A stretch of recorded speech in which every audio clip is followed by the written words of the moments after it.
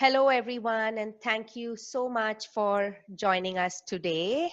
My name is Aarti Shamsundar, and I am one of the founding members of COSI, and the current president. I want to welcome you all, especially if it's your first encounter with COSI or first time uh, joining a COSI event, either live or in recorded form, and tell you a little bit about COSI without getting into too much detail.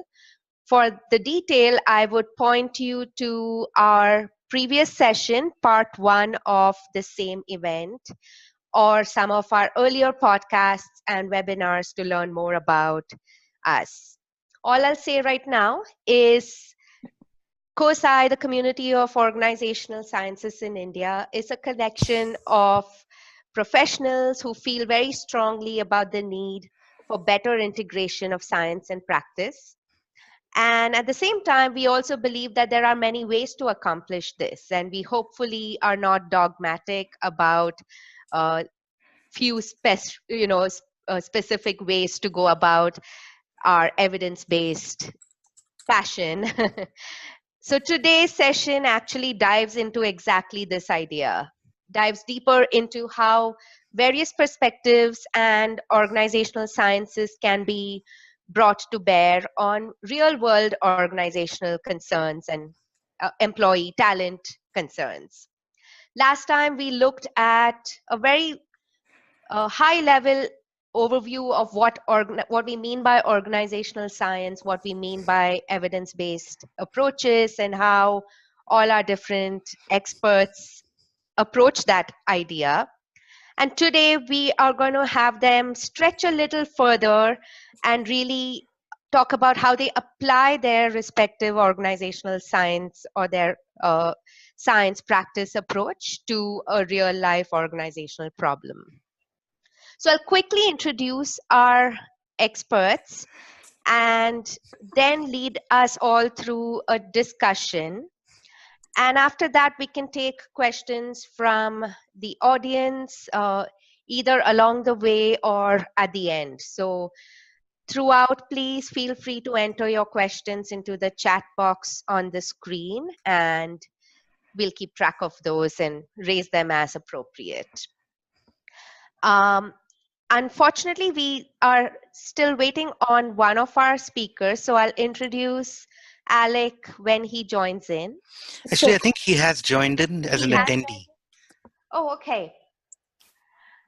So, Well, Alec, if you're able to hear this, I would encourage you to go back to the invite you would have gotten from Human Capital Growth a few days ago and join in as a panelist. I think he should be able to join. Okay. Yes, he's in as a panelist. Super. Terrific. Good timing then. Thanks for that. And just in time for the introduction.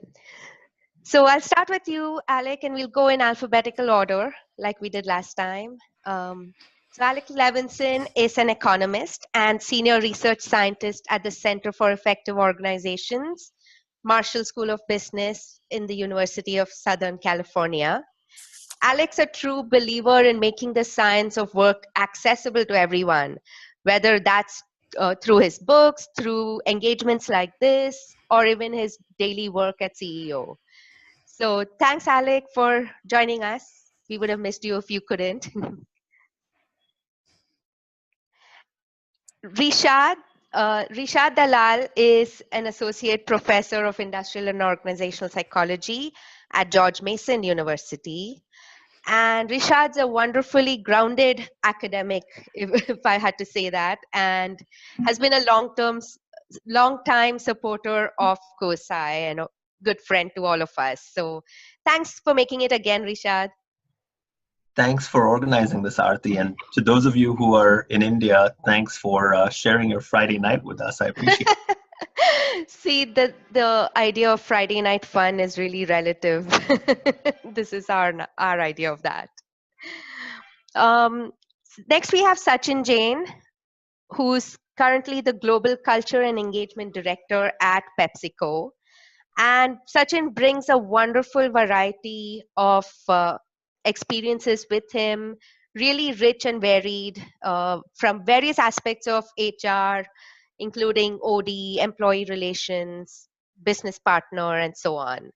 So thanks, Sachin, for joining us this morning for you from New York. Thanks, Aarti, for having me here. And of course, Shreya, a lot of you know Shreya.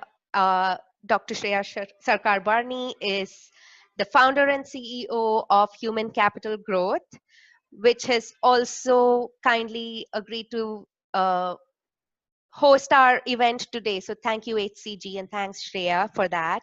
You're welcome. My pleasure. And Shreya is a living, breathing reminder to all of us of what evidence-based practices can really, how that can really change the way we work and live.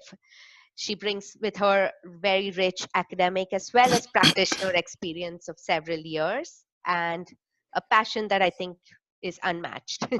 So thanks, Shreya. You're welcome, Aarti. I'm pleased to see people are just steadily joining in. So Yes. I think they are spending either their Friday morning or their Friday evening with us. And we're very, very indebted to them. And I did get a few notes saying they'll be late. So happy for whoever to join at whatever point, right now or even offline. So the last speaker I'll introduce today is Sriram Padmanabhan, the founder of Simorg, which is a future of work venture focused on developing gamified business simulations. And Sriram brings with him a techie business person's perspective to this wonderful discussion and really is more excited, I think, about evidence than many grad students were probably when I went to grad school. So I really appreciate his constant learning, openness to learning. So thanks, Sriram, for joining us. Happy to be here. I see this as another occasion to learn from my co-panelists. So yes, thank you for that. Terrific. So, I'll start us out with a question that actually one of my professors in my very first class in grad school in industrial organizational psychology posed to us. And he challenged us to keep coming back to this question every few years. And that was, if you had to explain what you do to your grandmother, how would you do that? So this is another way of saying, what's your elevator pitch? How would you describe what you do to a layperson who's not from your field or who doesn't work in the same kind of context you do? And how would you convey the idea of bringing an organizational scientist perspective to what you do? So shall we go in reverse order? Maybe start with Sriram this time. Sure. So I'd like to think of myself as someone with a 360-degree understanding of leadership development. I've been a consumer of leadership development initiatives and programs. I've been mentored by senior management in my past life. I've mentored teams when my term came. I've assessed people formally for leadership roles, and I've been a leader myself and tried to affect organization change. I've now moved on to the dark side, and I'm a CEO of a firm that we believe has a unique take on leadership development. And maybe it's unique because my colleagues and I have studied the problems from so many different angles. So as a leader, I've often felt that so leadership is best learned by doing what leaders do, and failing and learning from failure.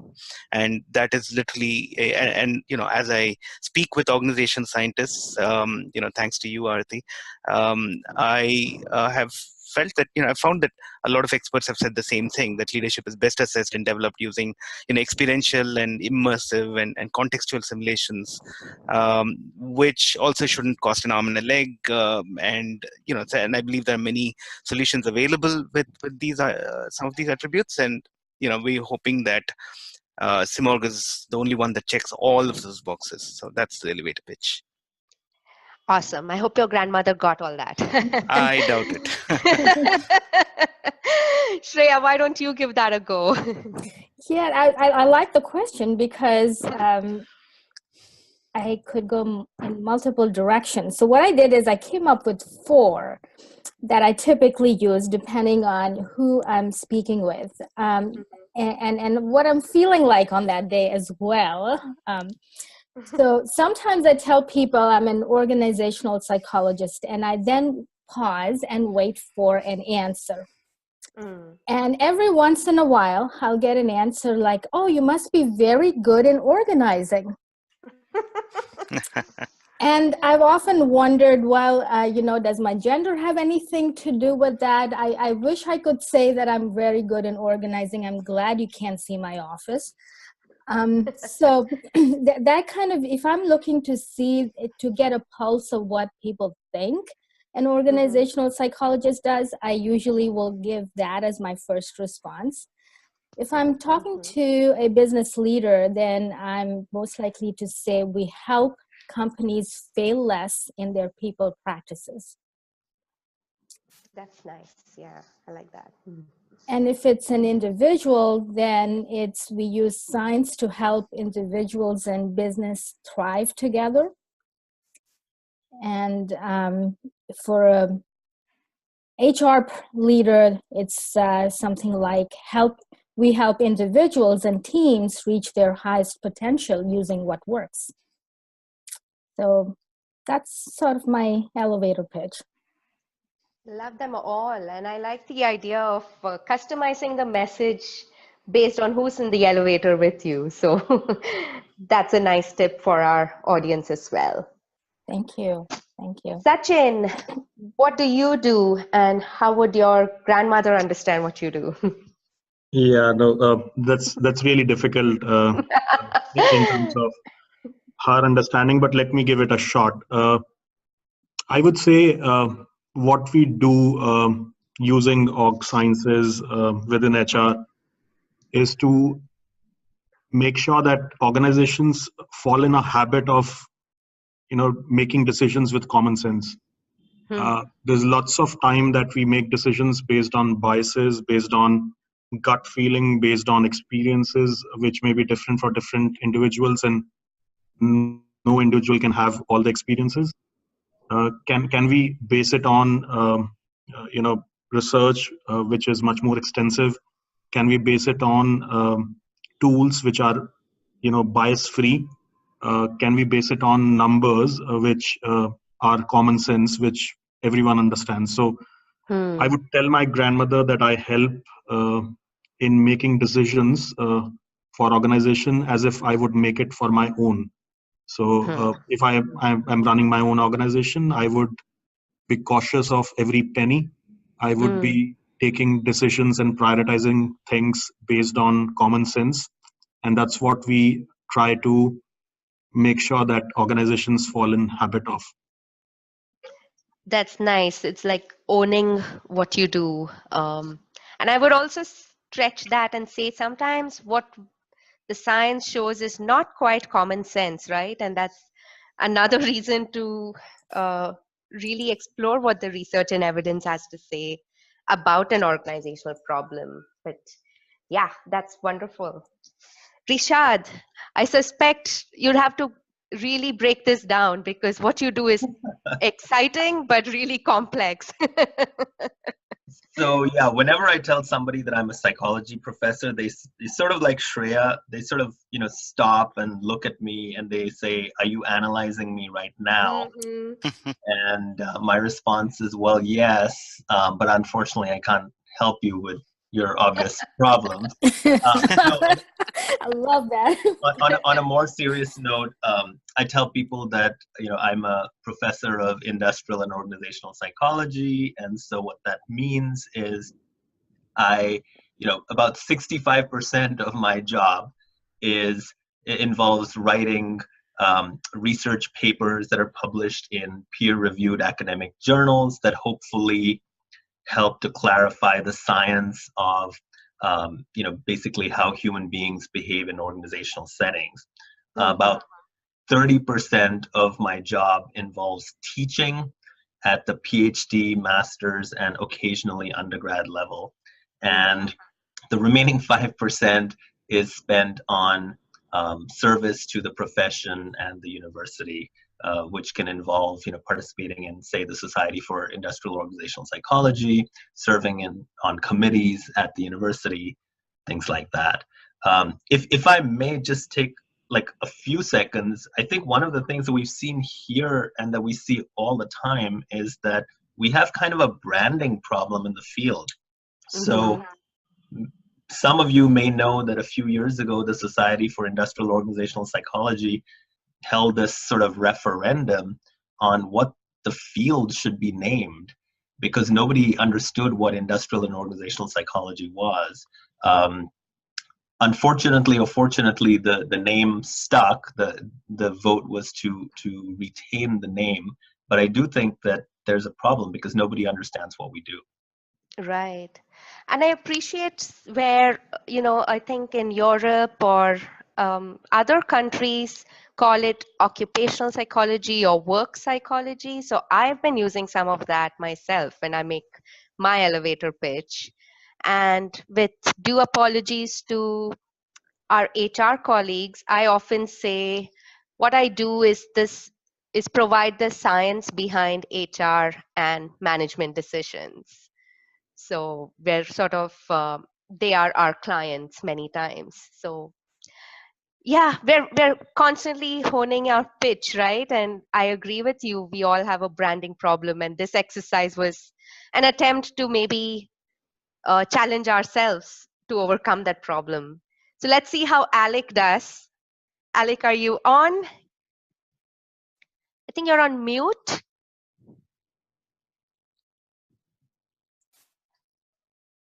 He is on mute. Let me see. He is on mute. Oh, there. Okay. Thank you. There you go. Can you hear me now? We do hear you now. And thank you Great, and welcome. okay. Thanks. So I am. So if you all have a challenge branding yourself, I'm probably in a similar space as Sriram and Shreya, because at the Center for Effective Organizations, we sit squarely between the worlds of research and practice. So I do have the fortune of having my colleagues who've been doing this for 40 years. I've been doing it for 20 at CEO. So I'll give you, and much like Shreya, we tend to give a different answer depending who we're speaking to. But if it's my grandmother who knows a little bit about corporations, what I say is, because they typically have heard of the big strategy consulting companies, McKinsey, Bain, BCG, and I will say that we actually do the good work. We tend to clean up the messes created by the strategy consultants. Love it. I'm going to steal that. Yeah, well, no, it's true. I mean, but that is if you're doing it at the organizational level, and that's actually part of what kind of distinguishes, I think, the work that I do and the work that my colleagues at CEO do, is that we tend to be taking the organizational wide, kind of the full strategic HR lens first, and a kind of an IO psychology lens second, because you can't do this work and only do what I call even really good IO psychology. It has to be cross-disciplinary, and that's exactly what we do. So yeah, that's enough for one elevator, but I've got other elevator pitches I can do as well. I fully agree with you, Alec. The point about starting with the organization, I think to be evidence-based, it's very hard to do it with the way HR currently operates. So in our experience, we've found that if you can start with what's the business problem you're trying to address and have clarity on the strategy around that, it's much easier to then take an evidence-based approach in terms of what's going to work to deliver the outcomes that the business cares about.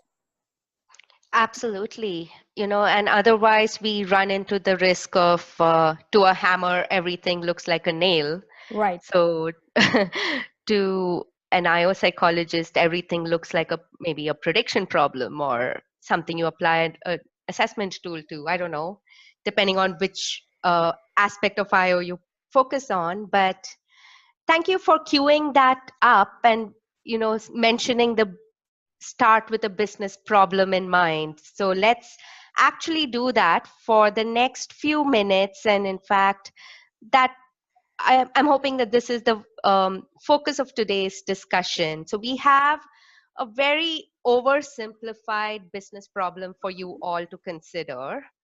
And I'll sort of read it out, and you can follow along on the slide there if you're reading. And I'd love to ask you after this setup just a couple of very basic questions. And I understand that this is overly simplified for the sake of this quick event. So make whatever assumptions you need to, but I'm really curious to hear your perspective. So assume there's this mid-sized chemical manufacturing company based in India, because we're COSI, which means it's probably a traditional family-owned setup. It has a rich history. It's been successful for over 50 years. And currently, the chairman is looking to retire, but is unsure about who's to take his place. Over the last couple of years, there's been a steady rise in attrition in this company. And the successor he had in mind has also been a little restless and does not seem very keen to take on the role. And assume the chairman, whether it's chairman or CEO, assume that's the top leader, the executive leader, not just someone in name. So that's the setup. Like I said, make whatever assumptions you need to fill in the missing pieces here. But what would be the most striking issue for you? What would you hone in on first to try and understand better and maybe spend some time diagnosing? So what do you see as the key issues? So who wants to go first, or should we revert to alphabetical order again? Yeah, that might be a good idea. Let's do that. I'm sure we all have a point of view, so.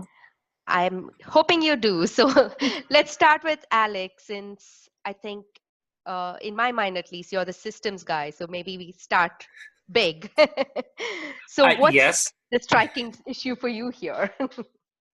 So the answer is I don't know until I've done a full systems diagnostic. I mean, I don't want to make this a total advertisement for my book, but the reason why I wrote my book, Strategic Analytics, 3 years ago is because we actually do way too much of reacting to what appears to be the surface problem, as opposed to going and doing a deep diagnostic. And the diagnostic really has to be across the entire enterprise. You need to start with what are the major business challenges the company is facing, and how is it that they've been successful to that point? Not just the story that they would tell their grandmother or tell investors, but the real story about what is it about the organization design and the linkages and the cross-functional working where people may or not be working well across silos. So a lot of the problems that we have tend to come from getting things wrong from the top down, whether it's leadership behaviors or, again, how we're getting people to work across silos. And from a classic organization design perspective, whether you're using Jay Galbraith's STAR model or McKinsey's model or whichever one you prefer, I always start there. And then from there, you can figure out where is it that the company has been strong and where it's been weak. So for a mid-sized chemical manufacturing company, it's the right size that they're large enough that to have been successful to this point, they would have needed to have a fairly good matrix structure and have people who are working in different roles and across those organizational silos. But at the same time, small enough that there's a really good chance that the chairman has actually done a lot of direct managing of things multiple levels below what he probably would do in a normal company. And so I'd be looking to understand where is it that the system itself is really well designed and things are working well. So if you took a particular leader out, it still would probably keep on working well.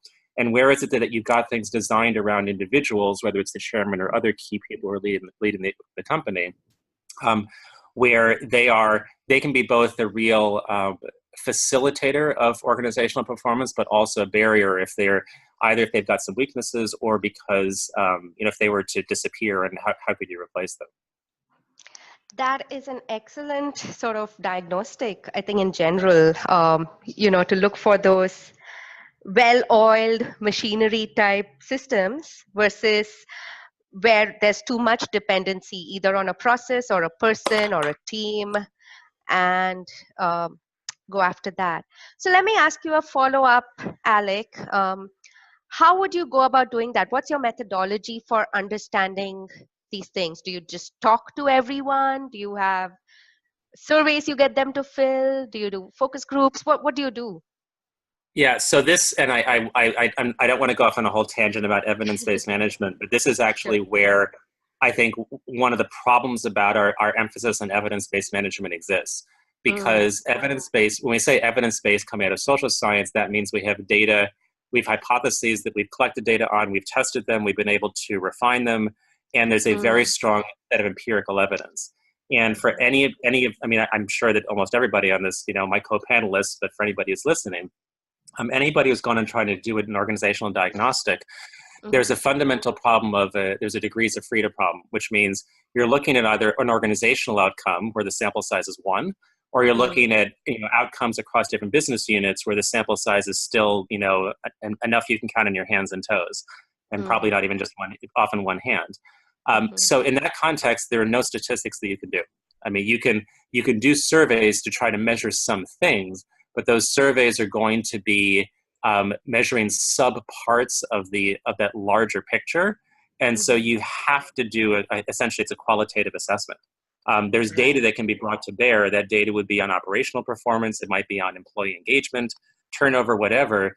But at the end of the day, there's no survey you can deploy to actually figure out where those kind of strengths and weaknesses are in the system. You can only do it through a more holistic assessment that really is a set of comprehensive stakeholder interviews where you're talking to people in both leadership roles and then also influence roles and oftentimes even frontline roles to get a sense about where things are working well and where not. Absolutely. No, thank you for that very practical sort of insight into how one might go about doing that.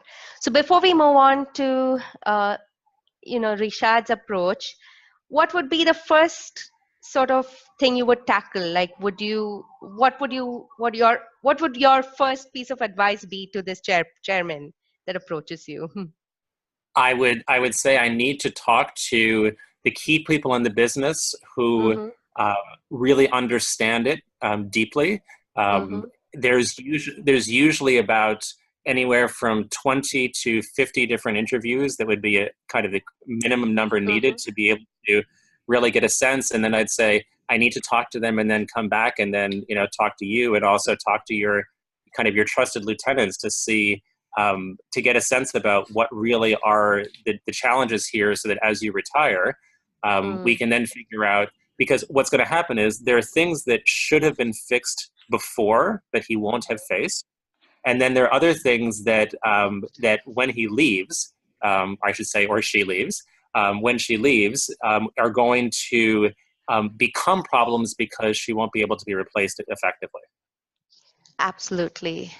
All right, wonderful. Thank you so much for that. And with that in mind, let's see if Rishad has a different perspective, or what would you do, Rishad? Or what's the key thing that stands out to you in this case? So I agree completely with Alec at multiple levels.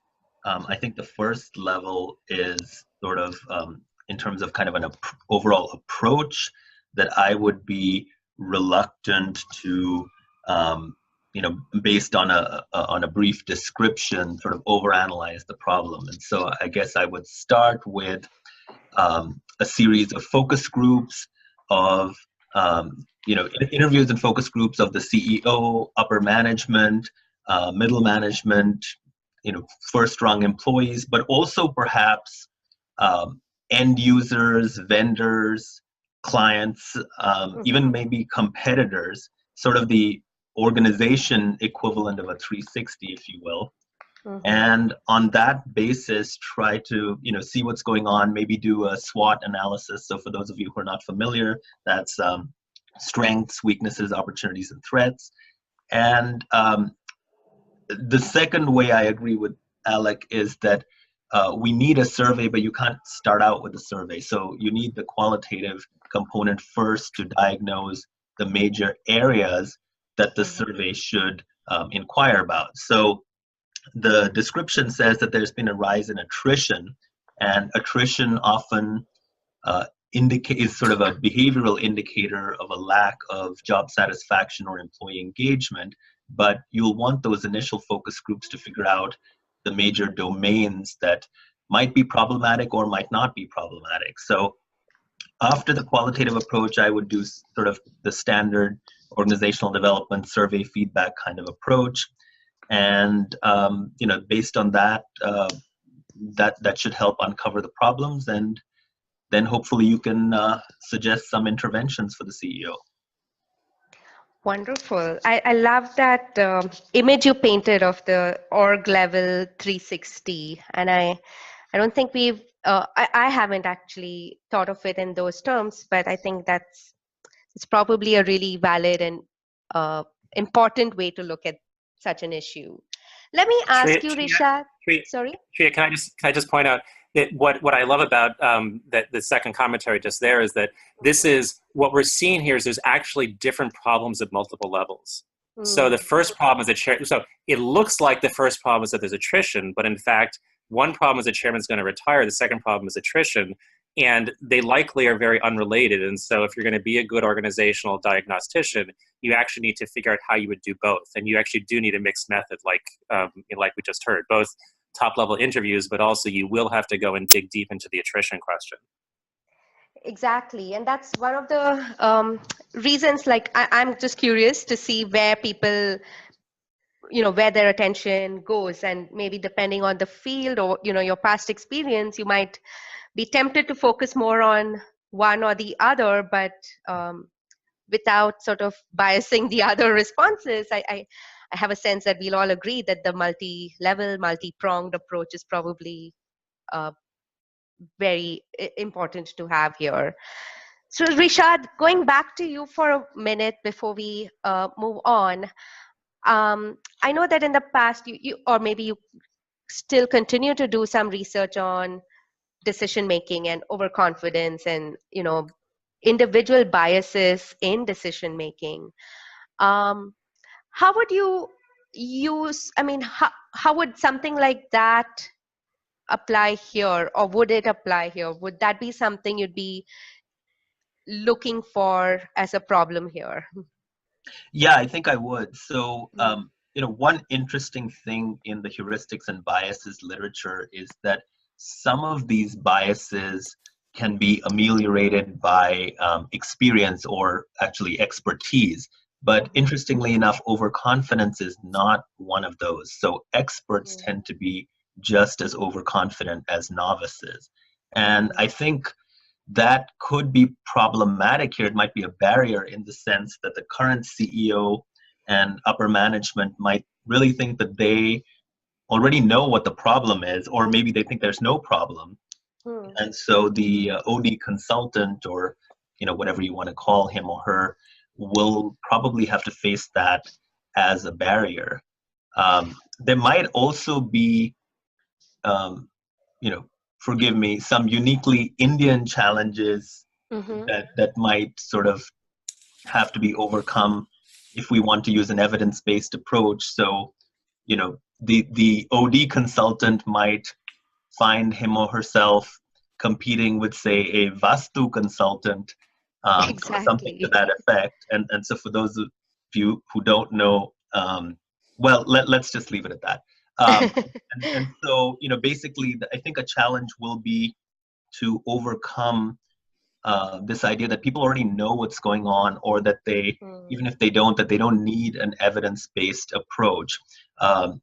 I think also in India, which I think is a relatively high power distance culture, there might be some resistance to the idea that you actually need to survey employees at all levels of the organization, and that people on the assembly line, so to speak, might actually have something valuable to contribute. So I think that's another component of this overconfidence at the upper levels that might be problematic.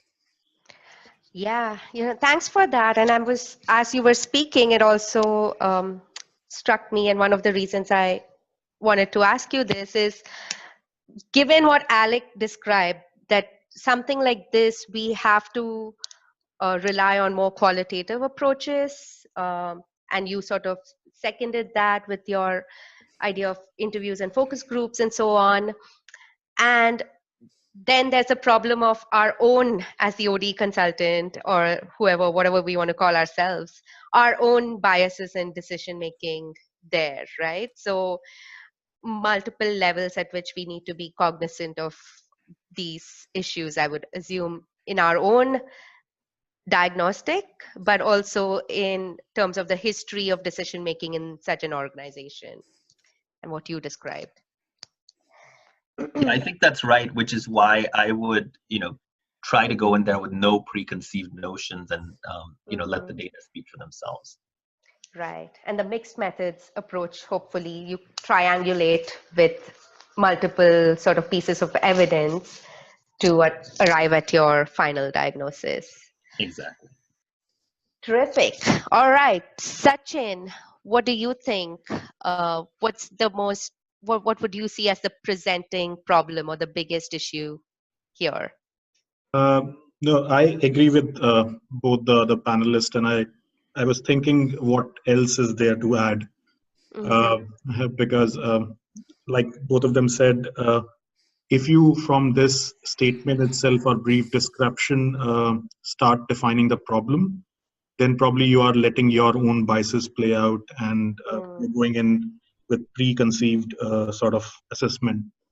And therefore, only thing I could think about, which probably we should add on, given that it's Indian and there are cultural sort of nuances to how things work there, is also the point that this organization has been successful for last 50-55 years. So other than what the two panelists mentioned in terms of collecting data points, having maybe first focus group discussions and figuring out what the problems are from them, and then doing a deeper dive with surveys and stuff. What I would add on is also figuring out in those conversations, why was the organization successful? And there can be multitude of reasons. Some may be external market conditions, but some may be internal too. And I would, before defining or before even saying what's the problem or pointing towards it, I would want to understand why did the organization succeed in last 50-55 years, which is not a small period of time. And probably for that specific purpose of understanding problems, I would use appreciative inquiry to get that out. But once we have all the data, both financial and people data, whatever we have, we kind of talk to the top layer and have a sense of kind of problem that this organization is facing. Uh, I think Alex also mentioned that these two problems which seemingly are appearing here, one about attrition and one about the top leader leaving, may not be interconnected. I would also say maybe they are interconnected. So I don't know. There are both possibilities. They may be completely different problems, or again going back to Indian cultural nuances. Maybe people love the leader so much that they have lost faith in the organization since he's leaving. Don't know that. So I would triangulate all that data point and then figure out what the problem is, and then only sort of suggest large scale sort of even listening, large scale listening. I would suggest only once we know what are the questions we want to ask. A surveys are easy, it's very easy to run a survey, but what is really important is to design the survey appropriately, because if you don't know what are you trying to figure out from a survey, the survey can go all over the place, and you would not get anything out of it. Yeah, terrific. And I'm both amused, but also sort of, in a way, not surprised that there's so much agreement and building on each other's responses here.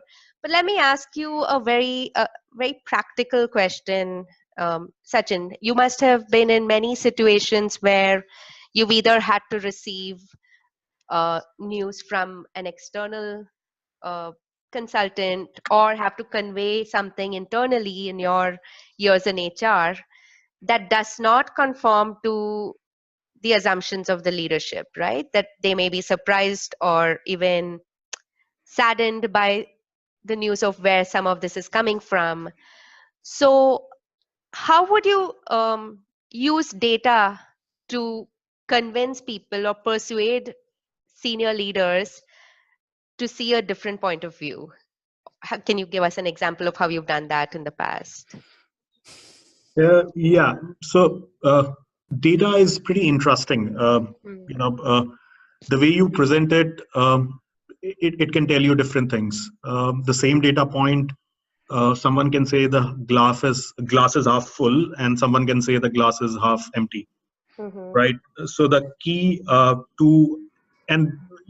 key to any such communication is first knowing your audience. So different leaders have different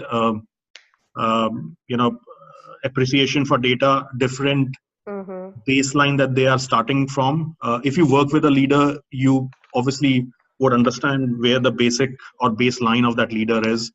And therefore, you need to be smart in using data in a way which builds on the baseline that the leader has. Definitely, there are times where you can take a shortcut and confirm to the leader what he wants to hear. But I found that in long term and in your credibility, those are not the right conversations. Or I have always had more appreciation coming my way after a difficult conversation where I was able to show data or build on the baseline that the leader has to show them a new possibility or a new challenge that we are facing where you could convince that. So I would say after data, to how do you build that story is one, the evidence that you need to kind of consider to build that story is where the baseline of the leader is. And thereafter, it's your tact and skill of telling the story. Sometimes what I've found useful is, apart from just data, can you take the leader to that, physical experience? So if you're talking about, say, attrition, can you make sure that the leader has few exit interviews himself? Or can you kind of take the leader to a town hall where there are challenging questions asked of him by the employees themselves? So one part is data, one part is making sure that the leader sees that through his or her experience, and then obviously knowing what the baseline is for the leader and then building on top of it, rather than trying to tell him that you have not done your job properly. I've never found that to be working. But can you tell the leader that these are few things that you're working on? Maybe you should be looking at these few other things too. Thanks for that. And that response really sort of cements something we touched upon briefly last time, that as much as we call ourselves organizational scientists or evidence-based practitioners, there is a science and an art to what we do, much like a lot of social science. So what you described there, I think, relies a lot on both the science and the art of persuasion. So thank you for that. And let me now turn to Shreya. And how would you approach this, Shreya? What are the big things that jump out at you and that you are curious about in this Yeah, space? it was very helpful to listen to Alec, Rashad, and Sachin and see how they would take it. And let me offer a slightly different approach. Now, you might laugh me out of the room, and that would actually be really helpful, because I think that it's, these kind of sessions are helpful in bringing clarity as well. And so what I have found in my practice is it's really important to follow the energy. So I could come in and propose a systemic diagnosis, and I think at at some point in the project, if I were to be given this project to work on, I would go down that route, but my starting point would be slightly different. Mm-hmm. What I would focus on is to understand where is there an urgency to act and what is the biggest problem. Because if I'm not tracking that energy, I may not even be the chosen person to work on it. So assuming that that's the line of thinking that one follows, then I'll start with a few assumptions and try to validate those.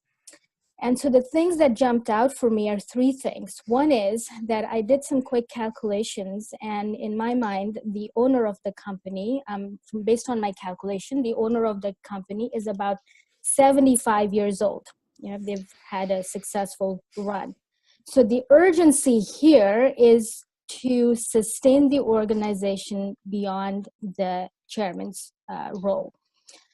And so my second question would be, why isn't there a successor from within the family? Because if there was a successor who is restless, then why isn't there? Because typically that's how family-owned businesses run.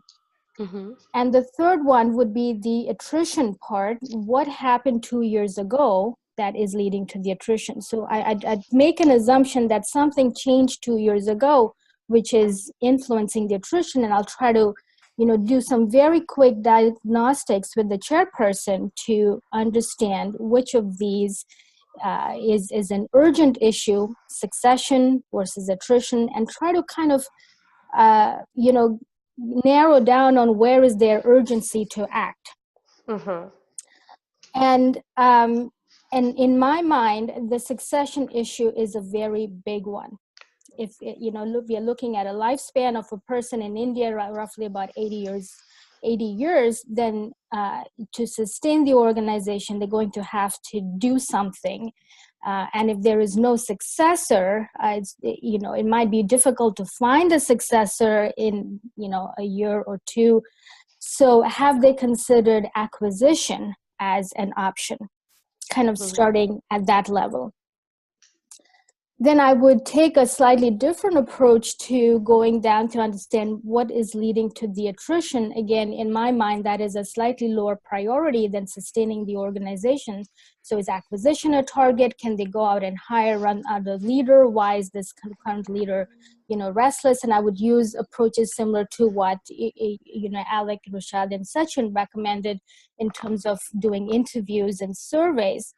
And then to address the attrition question, I would actually take a slightly different approach. I would actually take the approach that Rishad recommended, which is we know what some of the predictors of attrition are if you look at the job satisfaction research. And so I would narrow down my diagnostics to say, is pay an issue compared to what the market rate is? Are people not getting promoted fast enough, so they're looking outside the organization? Is there lack of trust in the leadership, which is why people are leaving? Or are there more lucrative job opportunities outside? So that's the benefit of an evidence-based approach, is that you can rely on prior evidence. It may not be at the holistic level, but once you've identified an area, then you can go back and look at the research and say, what are the primary drivers of that outcome?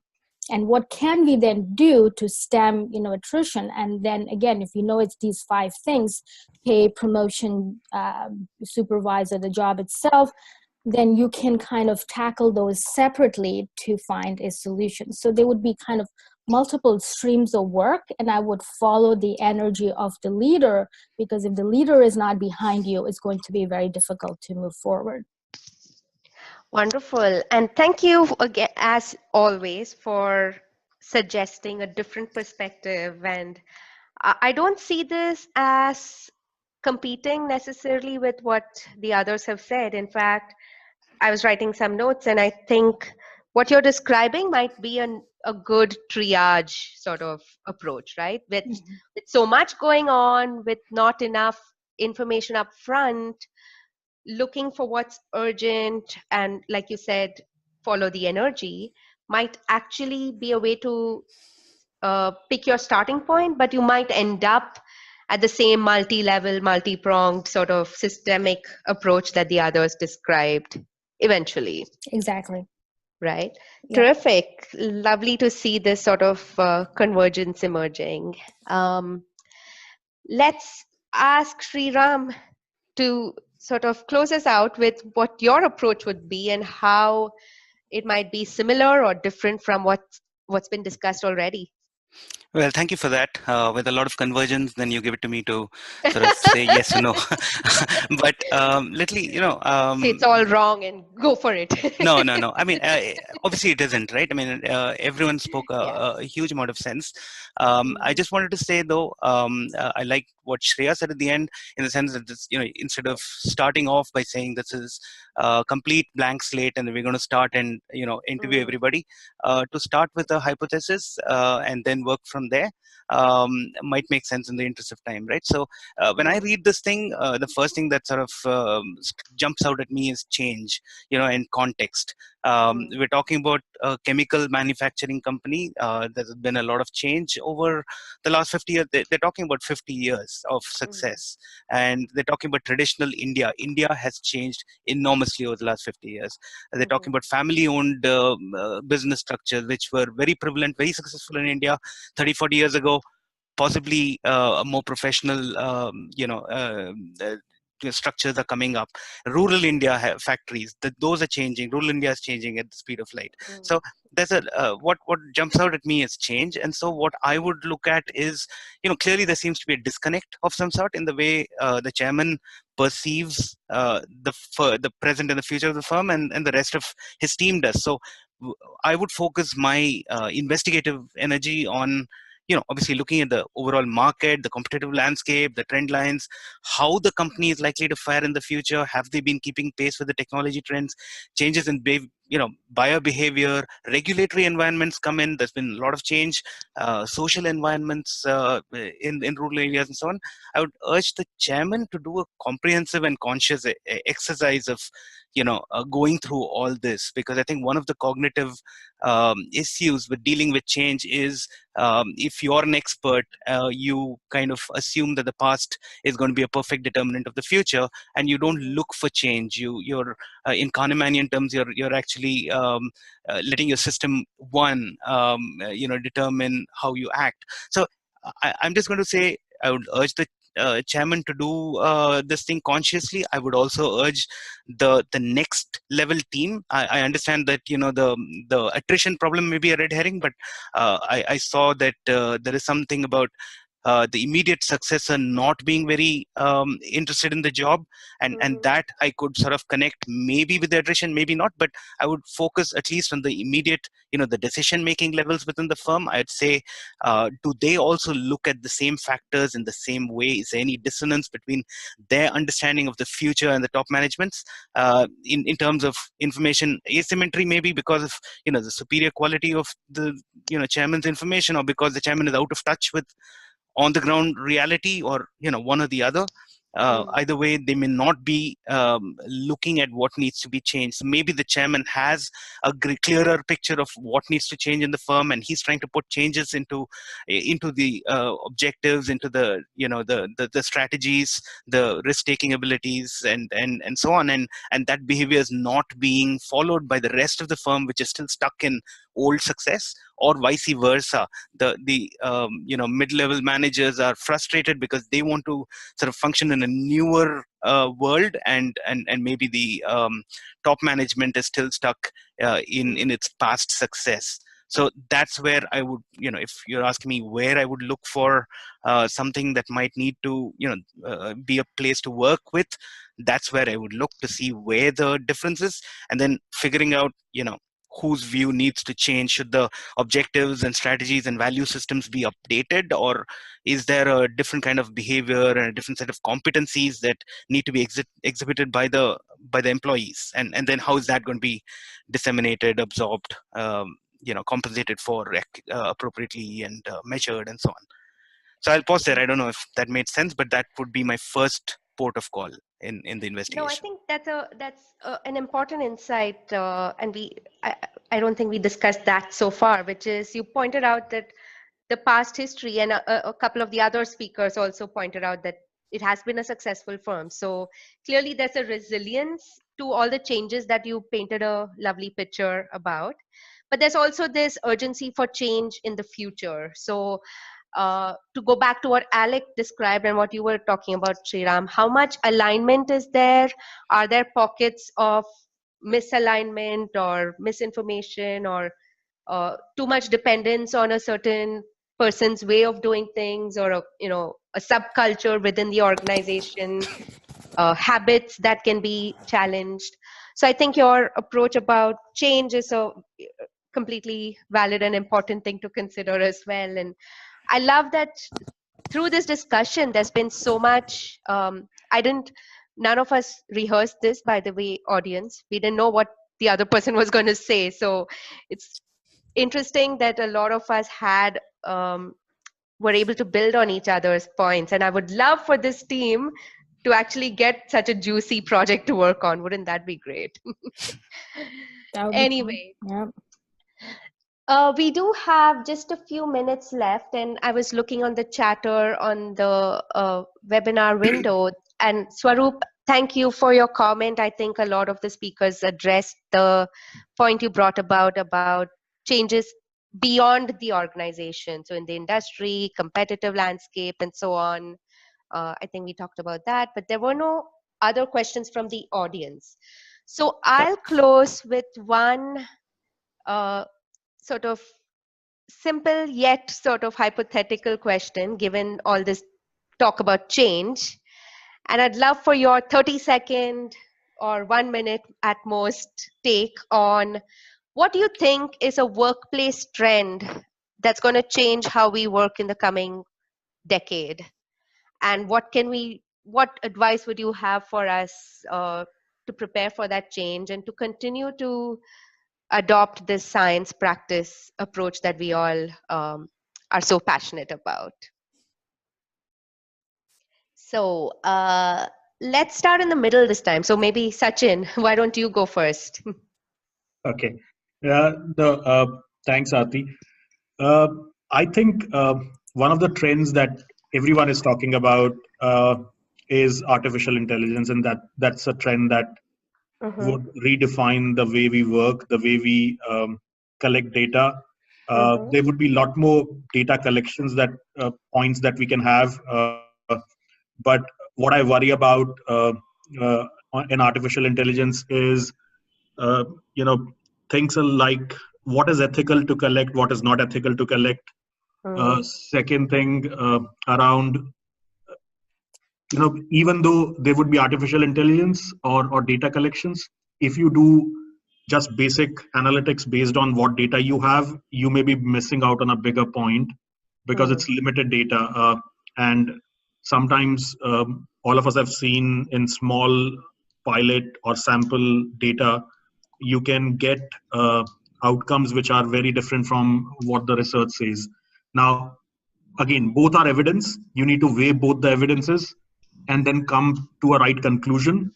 And what I worry about is that there is a trend to say that every artificial intelligence system or every analytics, what it says is the thing that is true, and disregard the other data point or other evidence of research. So those are things that are top of my mind. How do we develop almost layers on top of artificial intelligence or machine learning to make right decisions?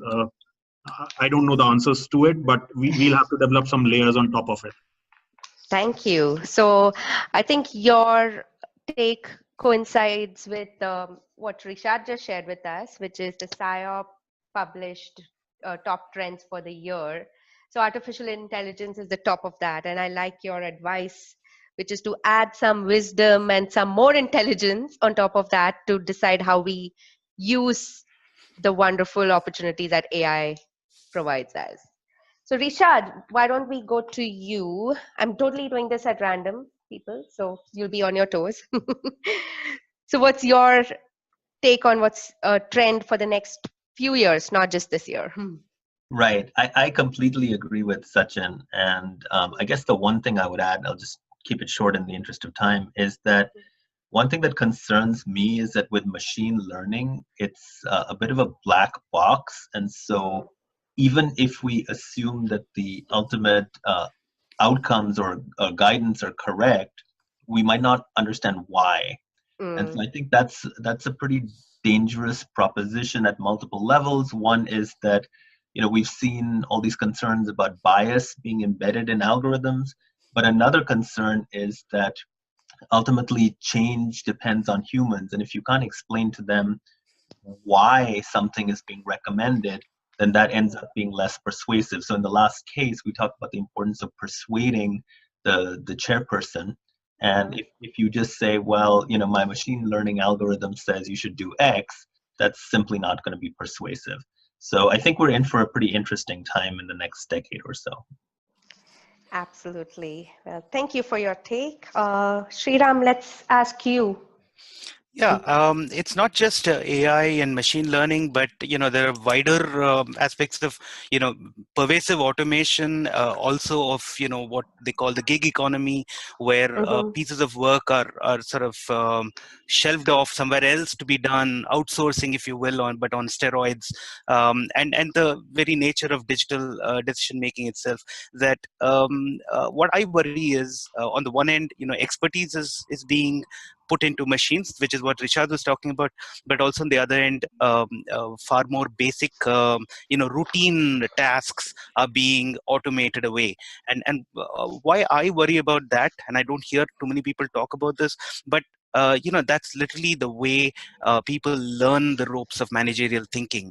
They come in, there is an extended apprenticeship piece, bit where you work in a team, you do mundane tasks, and then you sort of watch your leaders do things in a particular way, watch them fail, and then you take over the reins and you do them. That's going to be gone for the next generation, because they're going to be coming in, and there are no mundane tasks for them to be doing. They're going to be having to take these decisions from day one, which means a lot more failure might happen in the beginning, and a whole lot of our learning systems, our compensation systems, the way we treat our talent should all change to sort of accommodate for this. And I'm not sure that people are thinking this through. Yeah, interesting. Thank you for that take. Now we're all going to be a little worried. But no, that's important for us to worry about. And I don't think, at least in my field, we focus too much on the changing nature of work itself, like you described. So wonderful. Let me ask Alec then what your view is, and then we'll close with Shreya.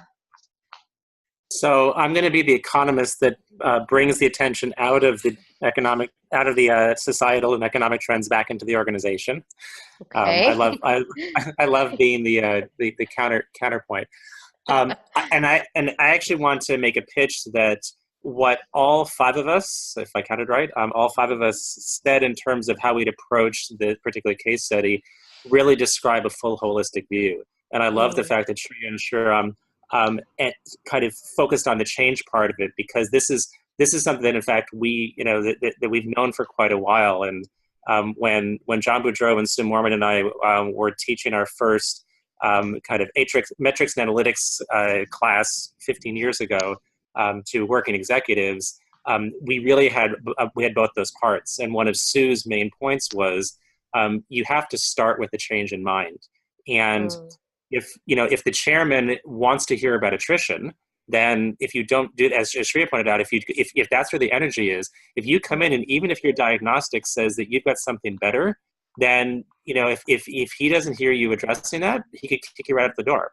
And and so part of what we have to do is we're looking at both what is the kind of objective truth in the organization, but then what's the subjective interpretations of it. And if you don't go to where people are looking at and how they're responding to it, then you could be the smartest person on the planet and fail miserably. Yes, that's a sobering thought. But no, very important. And thank you for sort of tying this whole discussion together with that comment, Alex. So let's close with Shreya and your pearls of wisdom here. I have the benefit of having heard all my colleagues, and I'd say I'll build on every one of them I'll try to. I share Rishad's concerns about machine learning. I live in the center of the world where people are everyone's coming up with an algorithm and have found the next greatest thing about people management.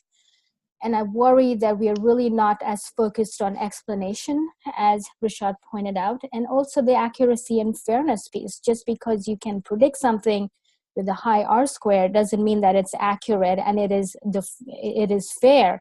And that's, again, why, being able to use prior evidence to see what is the general pattern we've observed in other data is very helpful.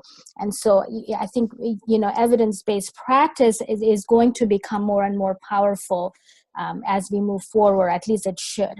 The second thing that I'd like to build on is Sriram's idea about, what's going to happen when some of these building blocks types of tasks get automated. What I'd like to build upon is, as I see what companies are doing in terms of learning and development, what we find is there's this extreme focus on nano learning. Everybody's like, go learn whatever you want, YouTube videos, you can learn anything under the sun in 10 minutes, where we aren't emphasizing deep learning or learning the things that cannot be automated. So there's a bit of this paradox on where the investment is and what is needed in the future of work. And I think we should start to focus on these two elements. Mm-hmm. Terrific. Well, thank you very much. I know we've gone a little over time, but it's been a really rich discussion, so I'm not going to apologize too much. And thanks, Swaroop, also for that last comment there about focusing on what things don't change at the workplace. And maybe that gives us some ideas for our future events and future engagements.